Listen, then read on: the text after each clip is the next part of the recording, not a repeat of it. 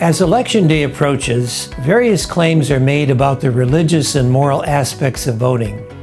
It seems that every 4 years, the same questions arise with an increasing amount of tension and discord, mirroring the growing polarization of the country at large. Let me offer, as simply as I can, some fundamental church teaching that I hope will be of help to you as a practicing Catholic in making your political choices. I believe that the Catholic people do not expect the clergy to engage in partisan politics or to tell them for whom to vote. The Church cannot attach herself to any party, candidate, or political system. The Church has experienced both the favor and the displeasure of every kind of political system in the last 2,000 years. Jesus said, "My kingdom is not of this world." That does not mean, however, that as believers we can be indifferent to the well-being of the country in which we live. Issues of good and evil, right and wrong, engage us not only individually, but corporately as a nation. This necessarily involves political life and the political choices we make. Having a conscience applies not just to my individual actions, but also to my exercise of responsibility for the common good. I bear a share of moral responsibility for what happens as a result of my political choices. I urge everyone to learn more about the social doctrine of the Church. That doctrine addresses political, economic, ethical, and cultural questions as these relate to our participation in social life, to the role of authority, the importance of the common good, natural law, social justice, and human solidarity. As the United States Catholic Catechism for Adults points out, and I quote, "All of the Church's social teaching is rooted in the fundamental principle of the sacredness of human life and the fundamental dignity of every single individual," end quote.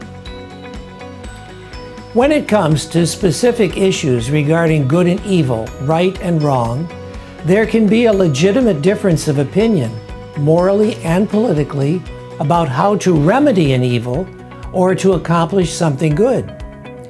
In this very contentious and troubling election year, the United States bishops have offered the following moral guidance in their teaching document, Faithful Citizenship.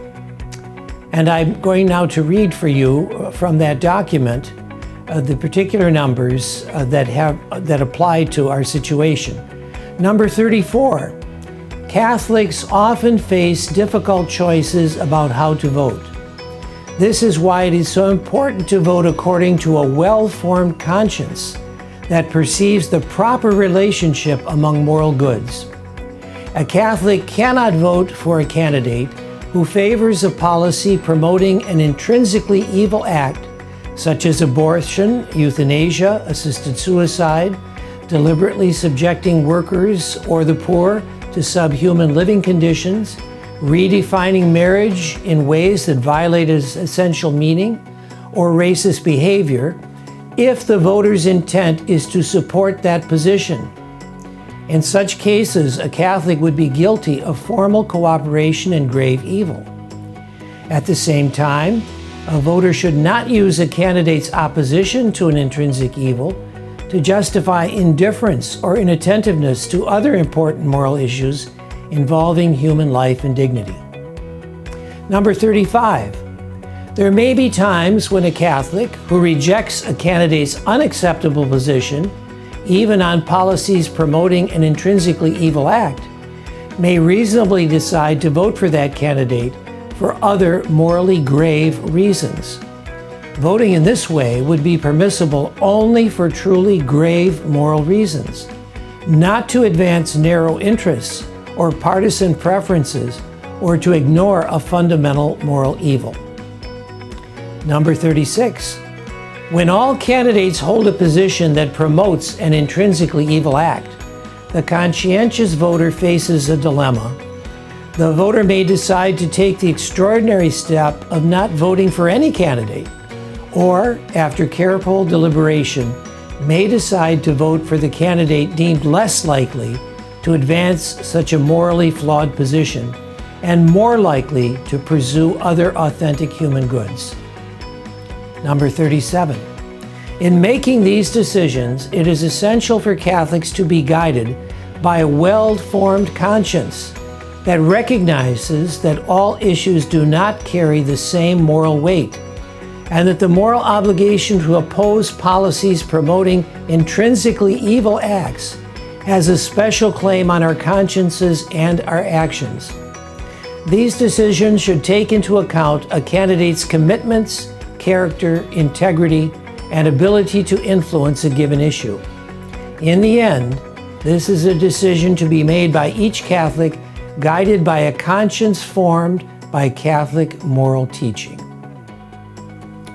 In conclusion, it seems to me that an objective way to evaluate our choices from a moral point of view is to take a look at the platforms of the political parties, keeping in mind that not every candidate subscribes to everything in his or her party's platform.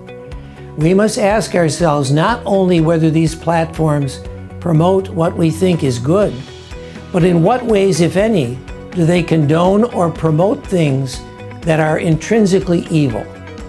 This question is incumbent upon us as persons responsible to God and neighbor. My purpose in speaking to you is not to tell you for whom to vote, but rather to clarify what the moral teaching of the Church is for voters anywhere in the world, and to explain the distinction of moral categories that apply in making an informed judgment of conscience. We have an obligation to be good citizens by registering and by voting, and also by praying now and on Election Day, that whatever the outcome, God will bring forth good for our country. I ask that within the limits imposed by the pandemic, every parish consider time for prayer for this intention before the Blessed Sacrament on Tuesday, November 3rd.